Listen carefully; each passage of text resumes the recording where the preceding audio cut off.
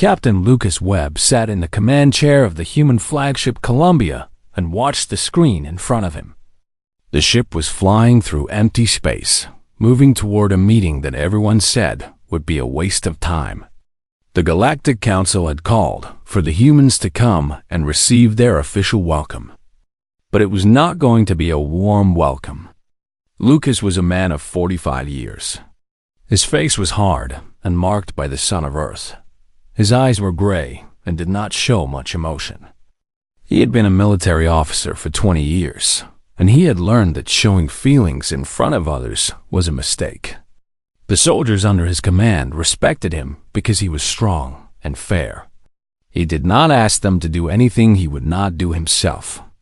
The Columbia was the largest ship humanity had built. It was 200 meters long, with weapon systems that the engineer said were very good. But Lucas knew the truth. In the eyes of the galaxy, humanity was nothing. The ships of the Velthians could fly faster. The weapons of the Corvan could hit harder. The technology of the ethereal was 100 years ahead of human science. Lieutenant Martin Cross sat at the communications station. He was young, maybe 30 years old, but he was very smart. He had studied alien languages for years, and he could speak 3 of them. He looked at Lucas with worry in his eyes. "Sir," Martin said, "the Council has sent another message. They are saying the humans should know their place in the galaxy. They are saying that Earth is a small and unimportant world." Lucas did not show anger. He just nodded slowly. "What else?" he asked. "Sir, there are jokes. The other species are laughing. They call us the Death World monkeys. They say we are here by accident. Some are saying the Council made a mistake by letting us join." The Columbia flew on. Behind it came 11 more ships, all that humanity had. The rest of humanity's military power was in orbit around Earth, protecting the home world.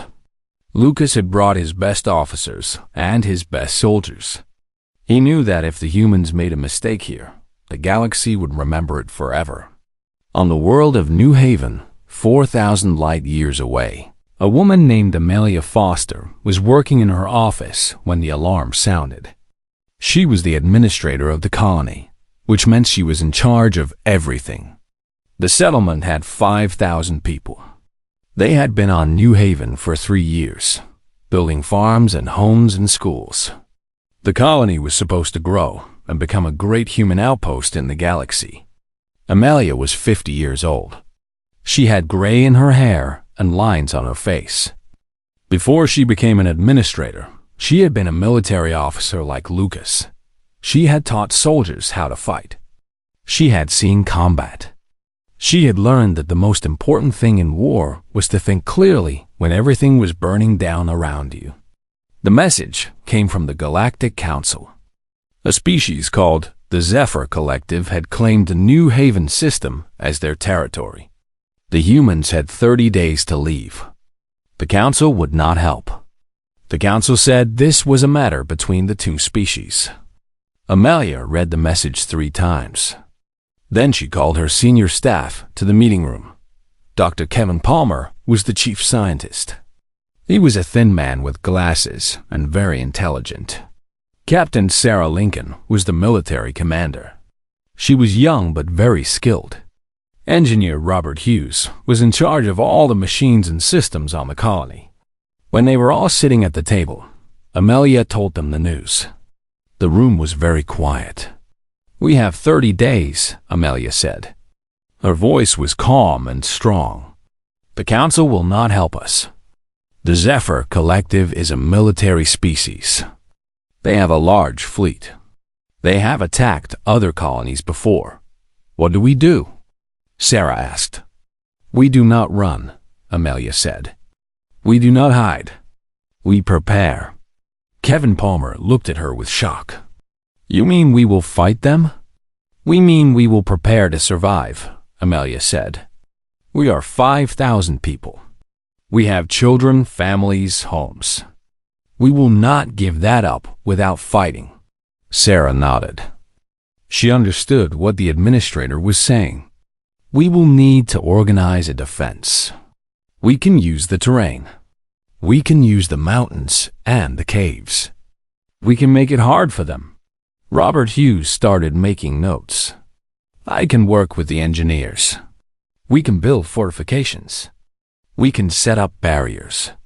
We can make the colony harder to attack. For the next few hours, they made plans. But Amelia knew they needed help. The colony alone could not defeat the Zephyr Collective. They needed Captain Lucas Webb and the human fleet. She sent a message across 4,000 light-years of space. The message was short. It said, New Haven is under threat. We need you. Come fast. We will not abandon our home. Meanwhile, Lucas Webb was sitting in the council chamber. It was a large room with high walls. The seats were arranged in a circle, and each seat held a representative of a different species. The Velthians sat in the front, their long silver bodies glowing in the light. The Corvins sat with their heavy armor, their eyes sharp and cold. The ethereal floated above their seats, their forms made of light and energy. The human ambassador stood at the center. His name was Director Paul Norton. He was an old man who had worked in government his whole life. He was trying to make them understand that humans deserved respect. Humanity comes from a harsh world, Paul said. We have survived things that would destroy other species. We have the strength and the will to grow into a great power in the galaxy. The Velthian representative laughed. The sound was like music, but it was not kind. Your world is harsh? It said. That is why you are so weak. You have not learned to use technology. You make war like animals. You are not ready for a real war. The Corvin commander spoke next. His voice was deep and heavy. We have seen your ships. They are like toys. We have seen your weapons. They are like the weapons of children. You should go back to your small world and hope that no one notices you again. Lucas felt anger rising in him. He wanted to stand up and speak. He wanted to tell them the truth about humans. But Paul Norton held up his hand. The old man understood that speaking now would only make things worse. That night, Lucas received the message from Amelia Foster. He read it once and then he gave his orders. The 12 human ships would fly to New Haven. The Council had rejected humanity. Now humanity would prove itself in battle. Lucas sent a message back to Amelia. It said, I am coming. Keep your people together. We will show the galaxy what humans can do. The Columbia changed course and jumped to faster speed. The rest of the fleet followed. They were flying toward a battle that everyone said they could not win. They were flying toward a place where they would have to prove that humans were not the joke the galaxy thought they were. In his command chair, Lucas looked at the stars and felt something hard and cold settle in his chest. The galaxy had laughed at humanity. Now humanity would make them remember that laughter was the last mistake you made before humans took everything from you. The Zephyr Collective did not know what was coming. The Galactic Council did not know what was coming. But the humans knew. They were going to show the galaxy the real power of humanity. They were going to show what happened when you pushed a species that had learned to survive on a world that wanted to kill them every single day. The Columbia flew through the darkness of space, and behind it came 11 more ships. Humanity was going to war. The Columbia dropped out of faster-than-light travel 3 days later. The New Haven system appeared on the screens like a small jewel in the darkness. The planet was blue and green and brown. It was a beautiful world. It was also about to become a battlefield. Lucas called his war council to the main conference room. The officers came in and sat around a large table. Captain David Hayes was the tactical commander. He was a thin man with dark skin and sharp eyes. He had fought in 3 wars before joining the human space program. He understood the mathematics of killing and survival. Captain Grace Martinez was the strategic officer. She had a round face and dark hair that was always pulled back tight. She was from Earth, from the country called Mexico. She had studied the movements of the great military leaders of human history. She believed that most battles were won before the first shot was fired. Captain Henry Morgan was in charge of weapon systems. He was a big man with red hair and a loud voice. He had built the weapons on the Columbia himself. He knew every system, every weakness, every strength. Engineer Thomas Shaw was responsible for keeping the ships flying. He was an old man, maybe 60, with gray hair and tired eyes. But he could fix anything.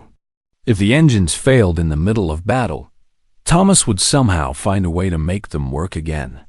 When everyone was seated, Lucas pulled up the star maps on the big screen. He showed them the New Haven system. He showed them the planets and the asteroids and the empty space. The Zephyr collective fleet is coming, Lucas said. They will arrive in 27 days. Amelia Foster has told us they have ordered the colony to leave. We will not let them take New Haven. How many ships? David Hayes asked. 143 ships, Lucas said. All of them are bigger than our Columbia.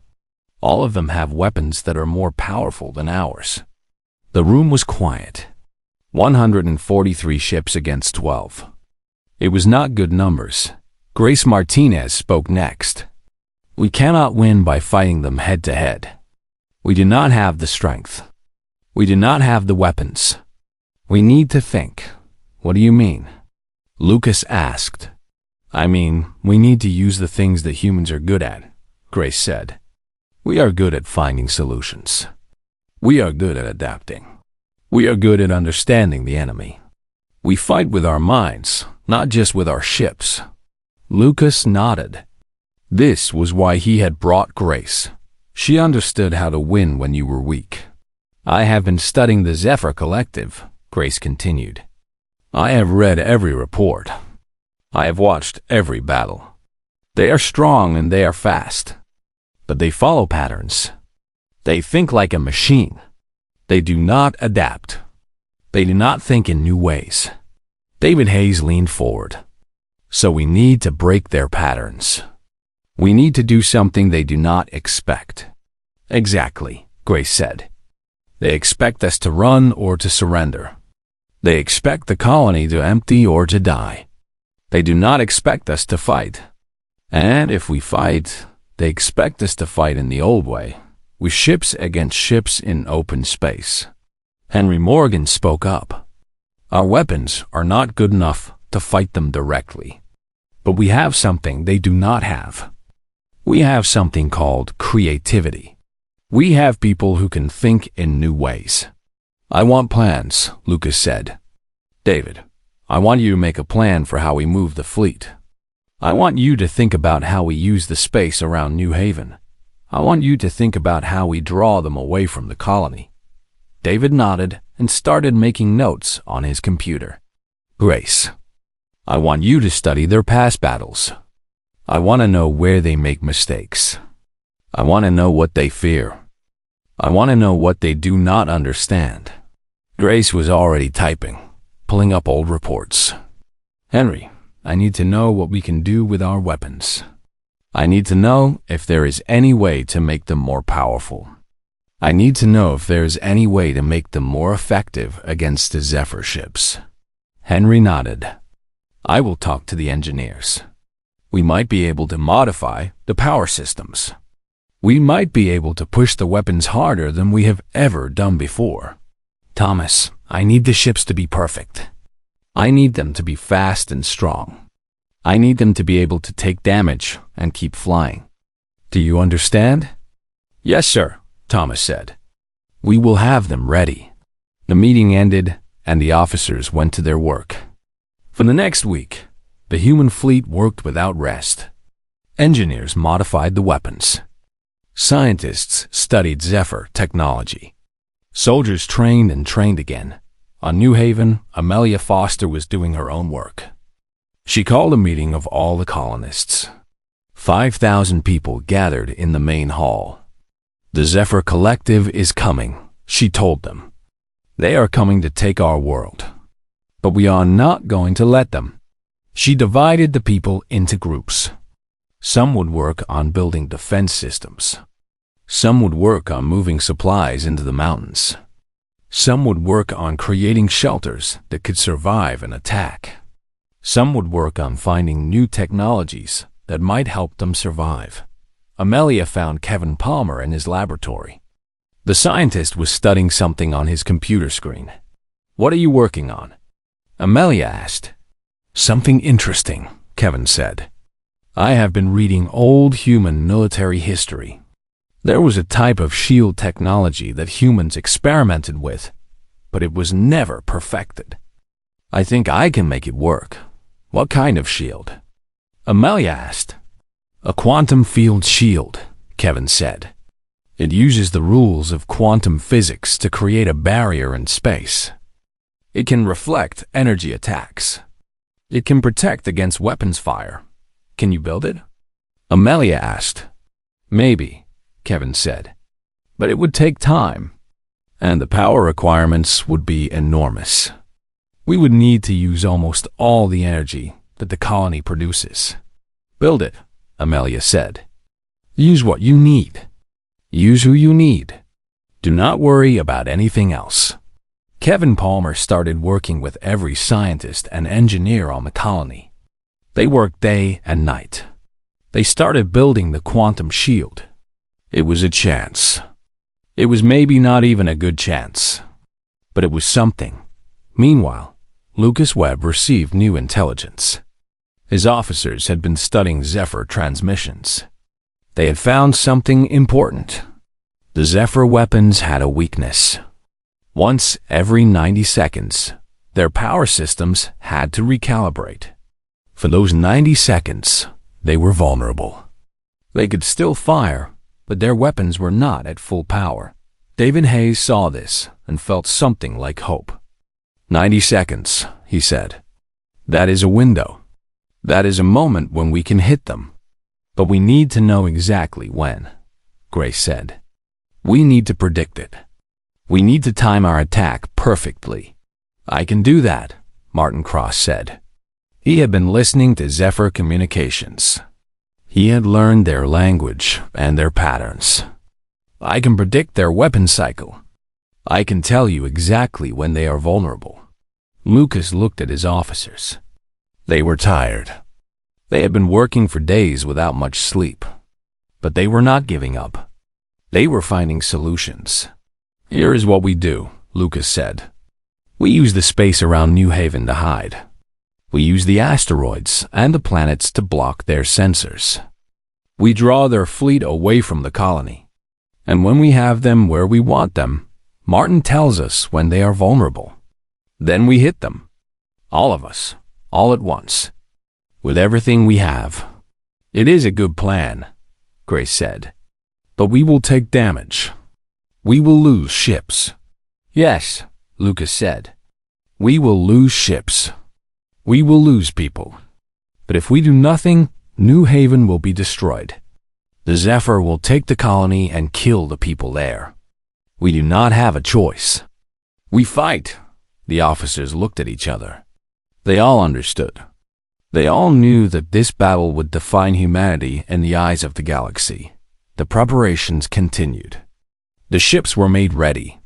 The weapons were charged. The shields were set. The colony built its defenses. And everyone waited for the Zephyr to arrive. 20-7 days passed like hours. Then the alarm sounded. The sensors picked up the Zephyr fleet coming through space. 143 ships, moving toward New Haven. Lucas Webb sat in his command chair and looked at the screen. The enemy was coming. The battle was about to begin. In just hours, everyone would know if humans were as weak as the galaxy believed, or if there was something inside humanity that no one had expected. The Columbia's engines hummed with power. The fleet moved into position. The people of New Haven waited in their shelters.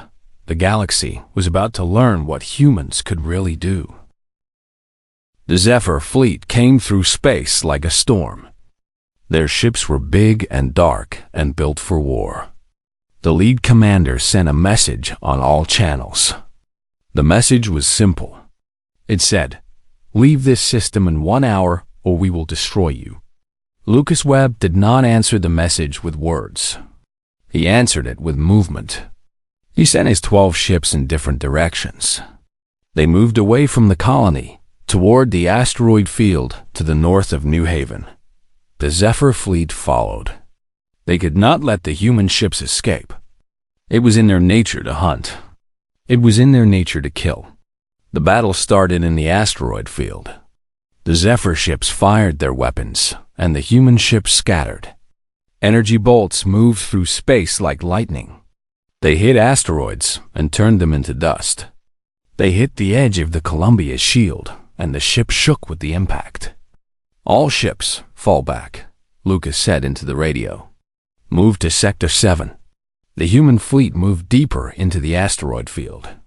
They used the rocks as cover. They used the shadows to hide. They were not trying to fight the Zephyr head-to-head. They were trying to stay alive." David Hayes watched the Zephyr movements on his screen. He called out positions and directions. Every few seconds, he would tell a ship to move. Every few seconds, another asteroid would explode where a human ship had just been. On the bridge of the Columbia, Lucas watched Martin Cross work. The young communications officer was listening to every Zephyr transmission. He was timing their weapons. He was learning their patterns. "Sir," Martin said, "I have the pattern. The weapons cycle every 91 seconds. There is a window of power loss for 8 seconds every cycle." "That is not much time," David said. "It is enough," Martin said.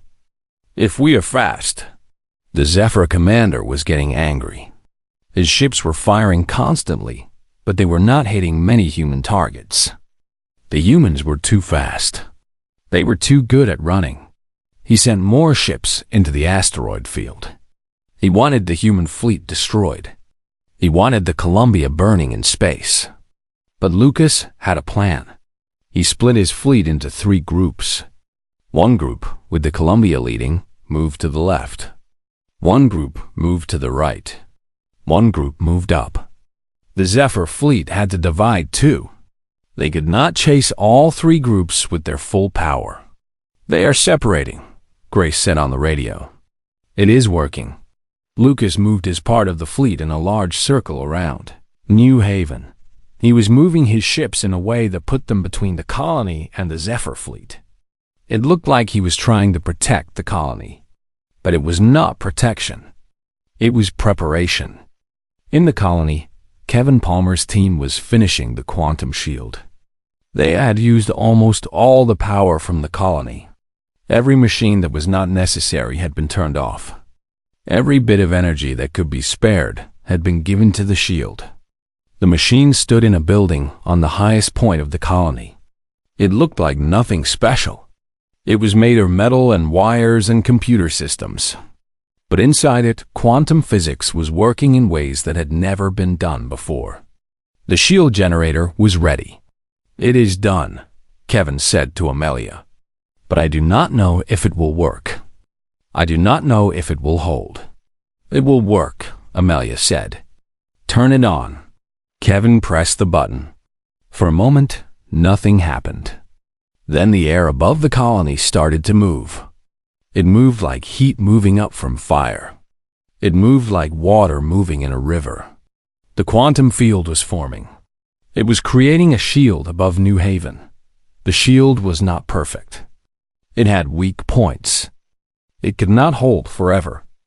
But it was there. And it would buy time. Above the colony, the Zephyr fleet was moving in. They had not seen the shield yet. They did not know that the humans had built something. The Zephyr commander ordered his ships to move into range of the colony. He was going to destroy it. "Now," Martin said. "The weapons are down now. They are in the power cycle. You have 8 seconds. All ships fire," Lucas said. "All weapons, full power, now." The human fleet opened fire with everything they had. Every weapon, every gun, every missile. The human ships had been holding their power in reserve. They had been charging the weapons systems. They had been preparing for this moment. The Zephyr ships were hit, hard, fast, by surprise. 4 Zephyr ships exploded. Just like that, gone. The human weapons, fired with perfect timing, had torn through their shields. The Zephyr commander was shocked. How had the humans known the exact moment of the power cycle? How had they known his weakness? But there was no time to think about it. The human ships fired again. And again. The Zephyr ships were fighting back now that they were confused. They had thought they were fighting a weak enemy. They had thought this would be easy. The first Zephyr attack on the colony was met with the quantum shield. The energy bolts hit the shield and bounced off. They did not pass through. They did not hit the ground. The shield held. But the shield was taking damage. It was using more and more power. Kevin Palmer could see it on his monitors. The shield was burning power like fire burns wood. How long? Amelia asked him. 1 hour maybe, Kevin said. After that, the generator will be empty. There will be no more power. Amelia nodded. 1 hour. That was not very long. Above them, Lucas was fighting a different battle. He had found the Zephyr commander. It was on one of the biggest ships, a ship that was 3 times the size of the Columbia. David, I want the Zephyr command ship, Lucas said. It is too big, David said. It will take too many hits. I do not care, Lucas said. I want that ship. I want that commander. The Columbia moved toward the Zephyr command ship. The weapons officer fired everything. The shields on the Zephyr ship held, but they were taking damage. More and more damage. The Zephyr commander sent ships to stop the Columbia. But the human ships were there too. They were fast and smart, and they fought like they had nothing to lose. Because they did not. They had everything to lose. Slowly, the Zephyr fleet was breaking. 97 ships had been destroyed. The human fleet had lost only 3. It was not the numbers that the Zephyr had expected. The Zephyr commander tried to call for reinforcements. But there were no reinforcements coming. There was only his fleet and the humans. Lucas brought the Columbia to within weapons range of the command ship. He fired. The Zephyr ship's shields failed. The weapons tore into the hull. The ship started to break apart. The Zephyr commander was dead. The battle was over. The remaining Zephyr ships tried to jump to faster-than-light speed. But human ships were blocking the hyperspace lanes. They could not escape. They could not run. One by one, they surrendered. They sent messages on all frequencies. They said they would leave. They said they would not attack New Haven. They said they recognized the human fleet as superior. On the bridge of the Columbia, Lucas sat in his command chair and looked at the screens. Around New Haven, the space was full of broken ships. Some were Zephyr. Most of them were. The quantum shield above the colony was still holding. It had used almost all its power, but it had done its job. It had protected the people below. Amelia Foster stood in the colony and looked at the sky above her. The shield was starting to fade.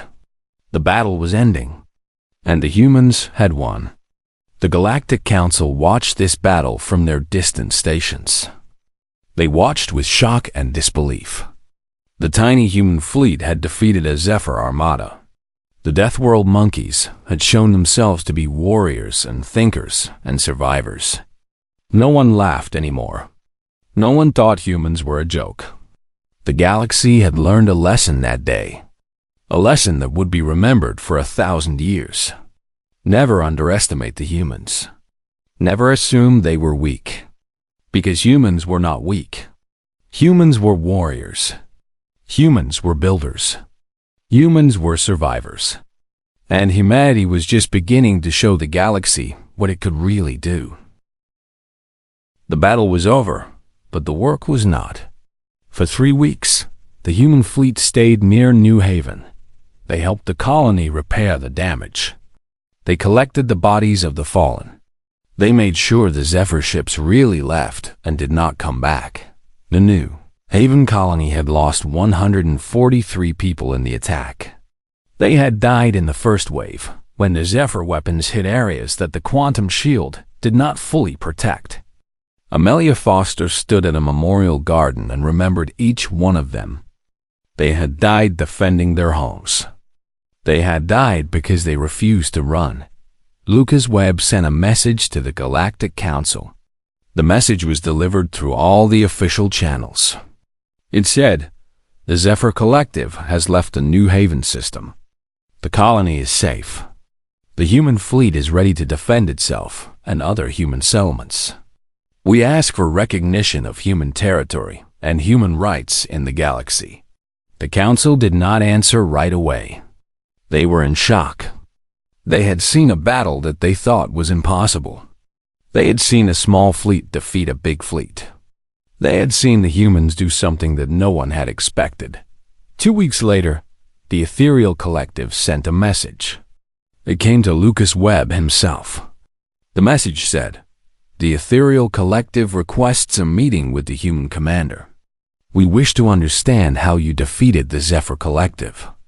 We wish to understand your kind." Lucas agreed to the meeting. The Columbia left New Haven and moved toward the station where the Ethereal Collective waited. When the ship arrived, Lucas put on his formal uniform and went to the meeting room. The ethereal representative was a being made of light and energy. It had no body like humans or Zephyr. It was pure energy, held together by some power that humans did not understand. The being floated above the ground and looked at Lucas with what might have been eyes, or might have been something else. "I am the voice of the ethereal," the being said. Its words came as vibrations in the air. "We have studied your species for centuries. We have watched you grow from nothing. We have seen you learn to use technology. But we did not think you were ready for great things. We were wrong." "I do not think we are great," Lucas said. "We are just human. We do what we have to do." "Yes," the voice said. "That is what makes you great. You do not ask why something is impossible. You do not give up because the odds are bad. You look at the impossible and you find a way. That is something rare in the galaxy." The voice floated closer to Lucas. "Earth is a harsh world." "Yes, very harsh," Lucas said. "There are storms and earthquakes and animals that want to kill you. There is disease and hunger and cold that can freeze you to death. That is why you are strong," the voice said. "That is why you think in new ways. Most species in the galaxy are old. We have been alive for so long that we have stopped learning.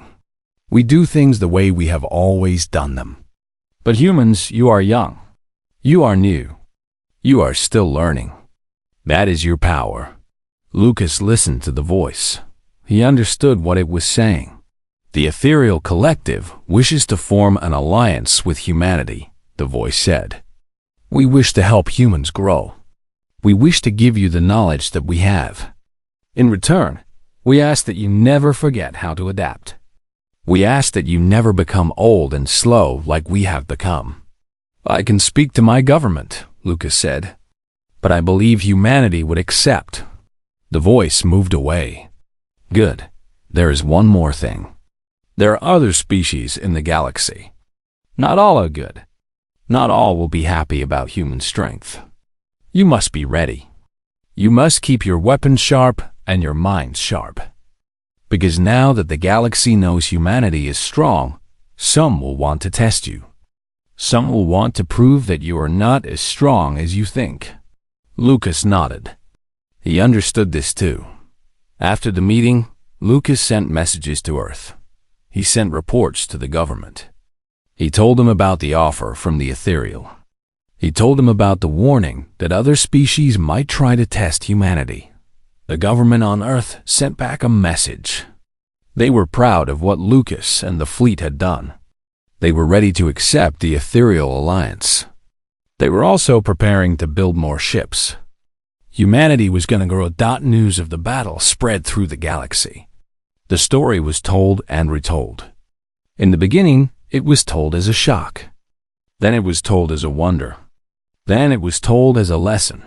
The Corvan, who had laughed at humans, began to study what had happened. They watched videos of the battle. They looked at the tactics that Lucas had used.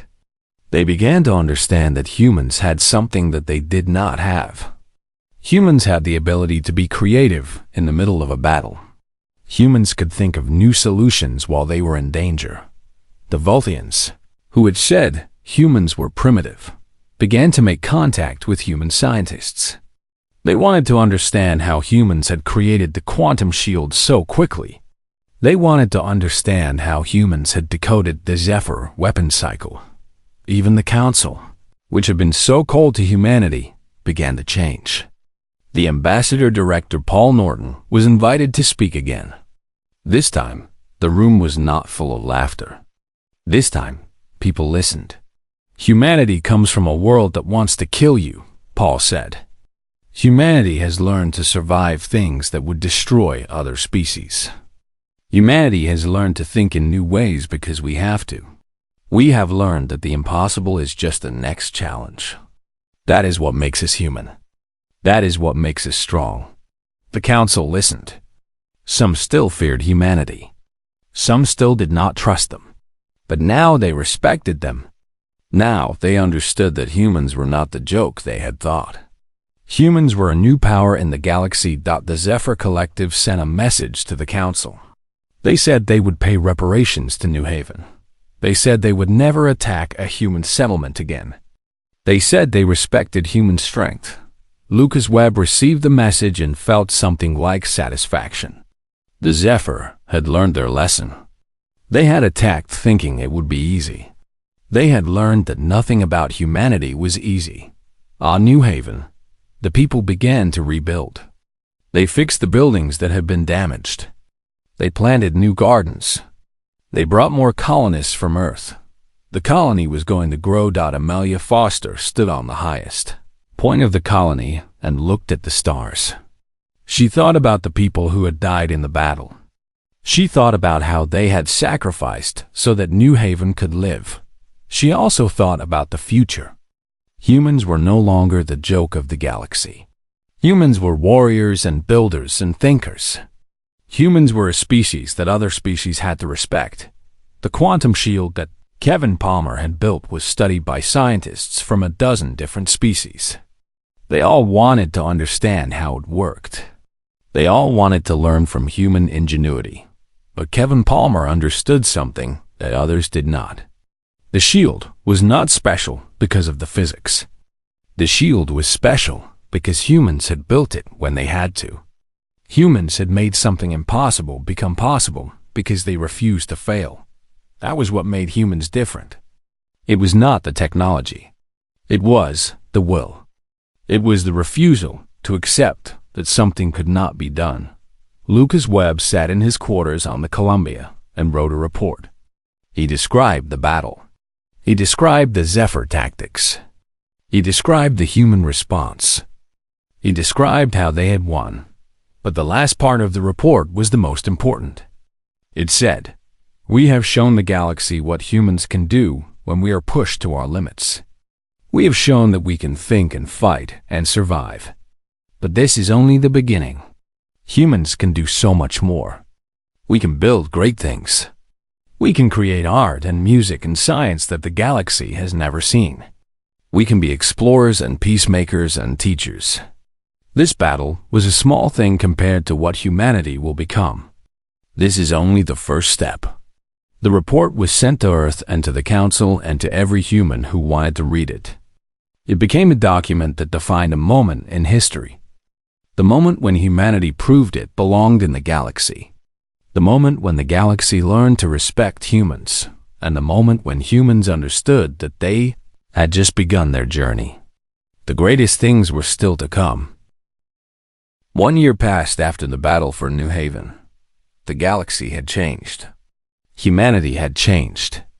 And Lucas Webb was no longer just a captain. He was a legend. The human fleet had grown from 12 ships to 47. More were being built on Earth every month. The colonies were expanding. New settlements were being made on worlds that had once seemed too dangerous. But humans were good at surviving dangerous worlds. Lucas stood on the observation deck of the Columbia and looked at the fleet. The ships moved through space in perfect formation. Each one was strong and well-armed. Each one had a crew that was trained and ready. This was no longer a small fleet that ran from enemies. This was a real military power. Captain David Hayes walked up to him. The tactical officer was smiling. In the past year, David had been promoted twice. He was now the commander of the entire human fleet in the outer regions. Other species were asking for his advice on battle tactics. He was teaching them how humans thought. "The new ships are done," David said. "All 47 are ready for duty. The other 20 are being finished. We will have 67 ships in 3 more months." "Good," Lucas said. "We need to be strong. The galaxy is changing, and we need to be ready for whatever comes." "Do you think there will be more wars?" David asked. "I think," Lucas said, "that there will be times when humanity has to fight. But I hope they will be fewer. I hope the galaxy has learned its lesson. I hope they understand that humans are not the weak species they thought we were." On the planet New Haven, the colony had grown to 15,000 people. The city that was being built was impressive. There were tall buildings and wide streets. There were schools and hospitals. There was a university where human scientists worked with scientists from other species. Amelia Foster was no longer the administrator. She had been promoted to the head of all human colonies in the outer region. She spent most of her time traveling from colony to colony, making sure they were strong and growing. She stood in the New Haven Central Library and looked at the walls. On the walls were the names of the 143 people who had died in the battle. They were remembered. Every person who came to New Haven was told their story. Every child who was born in the colony was taught about the people who had sacrificed so they could live.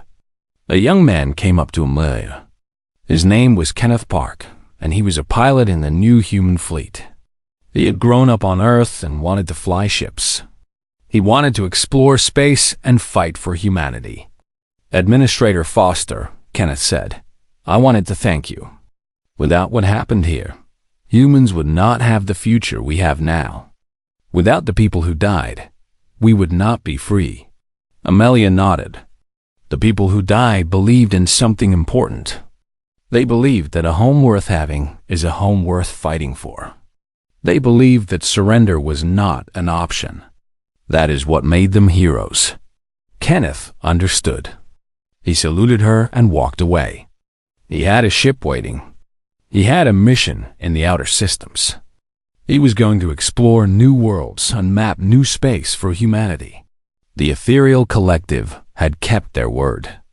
They had given humans access to technology that was thousands of years old. They had shared their knowledge of space travel and energy systems. With this help, humans had accelerated their growth 100 times. But the Ethereal had also given humans something more important. They had given them friendship. The Ethereal treated humans as equals. They respected human intelligence and human creativity. And slowly, other species began to do the same. The Velthians sent a delegation to Earth. They wanted to study with human scientists. They wanted to understand how humans could do science so quickly. How humans could create new things when their technology was not as advanced as others. The answer was simple, and the human scientists told them. Humans could create new things because they had to. Because Earth was a hard world, humans had learned to think about problems in new ways. Humans did not accept that something could not be done. Humans looked for solutions until they found one. The Corvins sent a request to Lucas Webb. They wanted him to teach their military officers how to think like humans. They wanted to learn human tactics and human strategy. Lucas accepted. He sent officers to the Corvin worlds. They taught the Corvin how to adapt, how to think, how to solve problems that had no easy answer. Other species also reached out to humanity. They wanted alliances. They wanted friendship. They wanted to work with humans. Because the galaxy had learned that humans were special. Humans were different. Humans could do what other species could not. On Earth, the government had changed. There was now a Ministry of Space Affairs. This ministry controlled the human ships and the human colonies. They also controlled human science and human exploration. The minister was a woman named Patricia Morgan. She had been a soldier once, but now she was a leader of nations. Patricia stood in her office and looked at reports. The reports showed that human territory was expanding. Human ships were mapping new space every day. Human colonists were settling new worlds. Humanity was growing fast. But Patricia was worried about something. She called Lucas Webb and asked him to come to Earth for a meeting. 3 weeks later, Lucas was sitting in her office. "Captain Webb," Patricia said, "we are growing fast. Very fast. But I am worried. I am worried that we are growing too fast. I am worried that we are making enemies." "What do you mean?" Lucas asked. "I mean," Patricia said, "that not all species want humanity to be strong. Some species have always had power in the galaxy. Some species do not want to share that power with humans. I think there will be more wars. I think we need to be ready." Lucas nodded. He had thought about this too. Then we need to make sure that humanity stays strong. We need to keep our fleet ready. We need to train our soldiers. We need to keep thinking and creating and adapting. That is what keeps us alive. "That is why I want you to lead the fleet," Patricia said. "I want you to be the commander of all human military power. I want you to make sure we are ready for whatever comes." Lucas thought about this.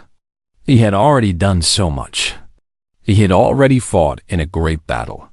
He had already changed the galaxy. But this was important. This was his responsibility to humanity. "I accept," Lucas said. From that day forward, Lucas Webb was the commander of the human fleet. He worked with David Hayes and Grace Martinez and all the other officers. They planned. They prepared. They trained. They made sure that humanity would never be weak again. On New Haven, the memorial garden grew. More names were added as humans fought in other places, against other enemies. Some battles were small. Some battles were large. But humans always fought with courage and with intelligence. The story of the first battle, the Battle of New Haven, was told and retold. It was taught in human schools. It was sung about by human poets. It was painted by human artists. It became part of human culture. It became a moment that defined humanity. And at the center of the story was the lesson that the galaxy had learned. The lesson was simple but powerful. Never underestimate humans. Never think that humans are weak. Because humans are stronger than they look. Humans are smarter than they seem. Humans will do the impossible if they have to. Years passed. Decades passed. Humanity grew and grew. The human fleet became one of the strongest fleets in the galaxy. Human colonies were everywhere. Human scientists were solving problems that had been unsolved for thousands of years. And in all of this, the memory of New Haven stayed important. The memory of the people who had died there stayed important. Because they had shown what humans were capable of. They had shown that when you give humans something worth fighting for, they will move mountains. They will fight impossible battles. They will do things that make the rest of the galaxy stop and think. Lucas Webb grew old. His hair turned gray. His body became weaker. But his mind stayed sharp. On the day he retired, the entire human fleet gathered to honor him. Ships came from every human world. Officers and soldiers came to say thank you. Lucas gave his final speech. He was old now, maybe 70 years old, but his voice was still strong. I came to this job, Lucas said, because humanity needed a defender. I fought in battles because people needed protection. I built a fleet because the galaxy needed to know that humans were strong. But I did not do these things alone. Thousands of humans helped me. Millions of humans made the future possible. This is not my victory. This is humanity's victory. And that is what makes it special. Lucas looked out at the faces of the officers and soldiers. He saw hope in their eyes. He saw the future of humanity. The galaxy is still vast, Lucas continued. There are still unknown worlds. There are still challenges that we do not understand. There are still enemies that we will have to face. But I am not afraid. I am not afraid because I know what humans can do. I have seen humans do the impossible. I have seen humans take a tiny fleet and defeat an armada. I have seen humans create wonders from nothing. I have seen humans be brave and strong and good. He paused. Then he said the words that would be remembered forever. The galaxy once thought humanity was weak. The galaxy once laughed at humans. But now the galaxy knows the truth. Now the galaxy understands. We are not weak. We are not a joke. We are the species that will not give up. We are the species that will do the impossible. We are human. And the best of humanity is yet to come.